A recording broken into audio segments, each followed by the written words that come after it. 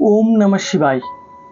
নমস্কার বন্ধুরা, আমি অ্যাস্ট্রোলজার সাহেব দত্ত এবং অ্যাস্ট্রো সাহেব ইউটিউব চ্যানেলে আপনাদের সকলকে স্বাগত জানাই।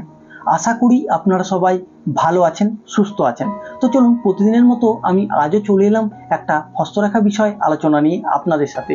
তো আজকের যে বিষয় নিয়ে আলোচনা করব সেটা খুবই গুরুত্বপূর্ণ বিষয়, তাই বলবো খুব মনোযোগ সহকারে ভিডিওটা দেখার চেষ্টা করবেন এবং ভিডিও ভালো লাগলে অবশ্যই লাইক করতে ভুলবেন না।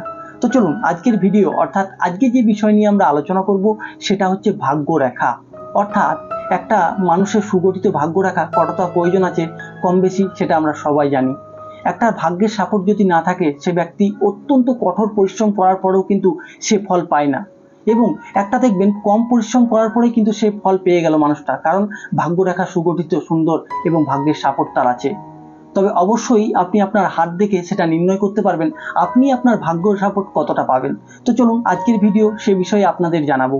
তবে প্রত্যেকদিন যেটা বলে থাকি যে আপনি যদি এই চ্যানেলে নতুন বন্ধু হয়ে থাকেন, অবশ্যই চ্যানেলটাকে সাবস্ক্রাইব করুন এবং সাবস্ক্রাইব করার সাথে সাথে বেল আইকনে ক্লিক করে অল নোটিফিকেশানে সেট করে রাখুন। কারণ এই ভিডিও সারে এত নিত্য নতুন ভিডিও আবার যখন আমি আপলোড করব এই চ্যানেলে আপনাদের থেকে সেই নোটিফিকেশান আপনাদের কাছে পৌঁছে যাবে। তো চলুন ভিডিও শুরু করা যাক। আজকের ভিডিও অর্থাৎ ভাগ্যরেখা। ভিডিও দেখার আগে আপনাদের একটা কথা বলবো, ভিডিও সম্পূর্ণ দেখবেন এবং ভিডিওর সাথে যদি আপনি হাতটাকে মেল করতে চান, অবশ্যই আপনি মহিলা হলে আপনার বাঁ হাতটা মেল করবেন এবং আপনি যদি পুরুষ হয়ে থাকেন ডান হাতটা মেল করবেন। তো চলুন, প্রথমে আমরা যা দেখব, কম বেশি প্রধান তিনটে রেখা আমরা হাতে জানি। দেখুন, প্রথম রেখা হচ্ছে আমাদের হৃদয় রেখা এবং দ্বিতীয় রেখা হচ্ছে মস্তিষ্ক রেখা বা মাইন্ড লাইন, তৃতীয় রেখা হচ্ছে আমাদের আয়ু রেখা বা জীবন রেখা বা লাইফ লাইন। অন্তপক্ষে এই তিনটে রেখা কম বেশি সবার হাতে দেখতে পাবেন আপনি। কিন্তু যেটা আজকের আলোচনা সেটা হচ্ছে আমাদের ভাগ্য রেখা। দেখুন, কোনো ক্ষেত্রে এই মঙ্গলের ক্ষেত্র থেকে উঠতে পারে ভাগ্যরেখা, বা চন্দ্রের ক্ষেত্র থেকেও ভাগ্যরেখা উঠতে পারে, বা এই মণিবদ্ধ থেকেও ভাগ্যরেখা উঠতে পারে।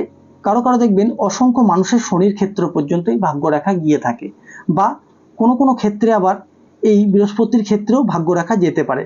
তবে একটা কথা আপনাদের বলবো, শনি হচ্ছে আমাদের কর্মের ফলদাতা। অর্থাৎ কম বেশি সব মানুষের দেখবেন বেশিরভাগ ক্ষেত্রে শনির ক্ষেত্রে গিয়ে থাকে, কারণ শনির কর্মের ফলদাতা। আপনি যে কর্ম করবেন তার ফল তাকে প্রদান করতে হবে, বা ভালো কর্মের ভালো ফল, খারাপ কর্মের খারাপ ফল।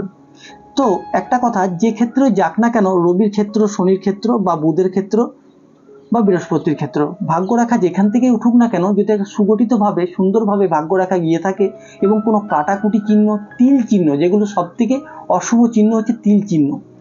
দেখুন, ভাগ্যরেখায় যদি তিল চিহ্ন বা জব চিহ্ন এই বিষয়গুলি যদি না থাকে, সে ভাগ্যরেখাকে সম্পূর্ণভাবে শুভ বলে ধরা হয় এবং সে ভাগ্যের সাপোর্ট অবশ্যই সে পাবে বলা চলে। তবে কিছু কিছু ক্ষেত্রে অশুভ চিহ্নগুলি হচ্ছে তিল, জব, কিন্তু কোন বয়সে সেই রেখা আপনাকে ভোগাবে সে বিষয়টাও জানার আছে। তবে কিছু ক্ষেত্রে আপনি যদি রেখাটাকে মেপে থাকেন তাহলে আমার মনে হয় জানতে পারবেন। দেখুন, কিভাবে মাপবেন?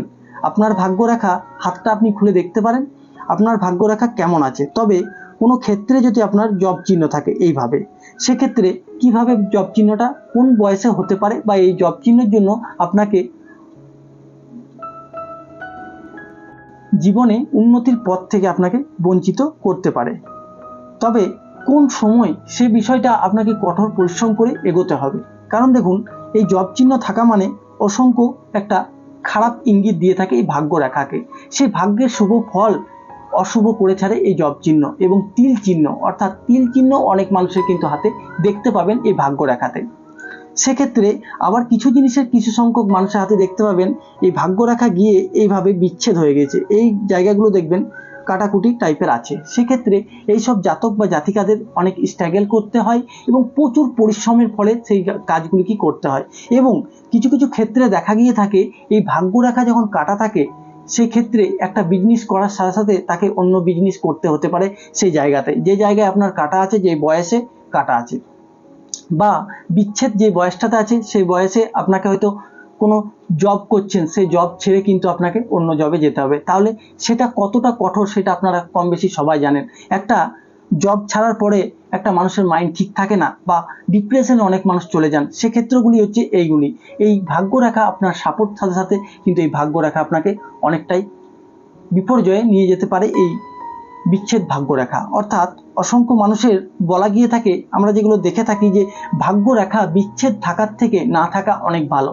কারণ অনেক মানুষের দেখবে ভাগ্যরেখা নেই, তাদের কি ভাগ্য নেই, অর্থাৎ তারা ভাগ্যের না বিশ্বাস করে তারা কিন্তু এগিয়ে চলেন এবং তারা কঠোর পরিশ্রমের ফলে সেই ফলটা কিন্তু অর্জন করে থাকেন। একটা মানুষ ভাগ্যরেখা অবশ্যই ভালো থাকলে তার ভাগ্য সাপোর্ট পাওয়া যায় এবং ভাগ্যের সাথে সাথে আপনি বেড়ে যাবেন বলাই চলে। একটা মানুষ গরিব থেকে ধনী হচ্ছে এবং একটা মানুষ ধনী থেকে গরিব হচ্ছে কম বেশি আমরা সবাই জানি। তাই অবশ্যই ভাগ্যকে প্রয়োজন আছে সাথে চলার জন্য। ভাগ্য রাখার সাথে সাথে আপনাকে একটা জিনিস দেখতে হবে। দেখুন, অনেক মানুষের বললাম যে ভাগ্যের এইভাবে কাটাকুটি চিহ্ন থাকতেই পারে বা বিচ্ছেদ থাকতে পারে বা তিল থাকতে পারে, কিন্তু কোন বয়সটাতে সেটা দেখার জন্য আপনাকে কি করতে হবে। দেখুন, প্রথমেই বলবো এটা 1 ধরবেন এবং এটাকে 100 ধরবেন। সেক্ষেত্রে এই মিডিল অংশকে আপনাকে 50 ধরতে হবে। 50 ধরার জন্য এই ক্ষেত্রটাকে আপনাকে 25 ধরতে হবে। তবে যদি কারো এই বয়সে থাকে তাহলে সেটা 25 বছর বয়সে কিন্তু তার সেই বিপর্যয় ঘটতে পারে বা ঘটতে চলেছে বলা চলে। বা কারো এই বয়সে থাকে তবে 35 বছর বয়সে তার সেটা ঘটতে পারে। অবশ্যই একটা আন্দাজ অনুসারে আপনারা মেপে নিতে পারেন, তাহলে আপনারা নিজের হাত দেখে নিজেই ভাগ্যটা কতটা আপনার সাথ দেবে বা কোন কোন অংশে গিয়ে আপনার সেই ভাগ্য আপনাকে বিপর্যয় ঘটাবে সেটাও আপনি জানতে পারবেন।